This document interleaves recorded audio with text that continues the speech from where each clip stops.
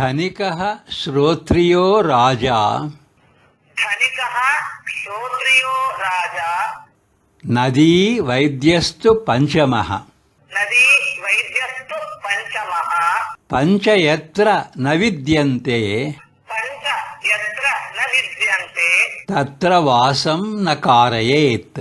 ತತ್ರ ವಾಸಂ ನ ಕಾರಯೇತ್. ಹಣವಂತನು, ವೇದಗಳನ್ನು ಬಲ್ಲ ಪಂಡಿತನು, ರಾಜನು, ನದಿ ಮತ್ತು ಐದನವನಾದ ವೈದ್ಯನು ಈ 5 ಜನರು ಎಲ್ಲಿ ಇರುವುದಿಲ್ಲವೋ ಅಲ್ಲಿ ವಾಸವನ್ನು ಮಾಡಬಾರದು.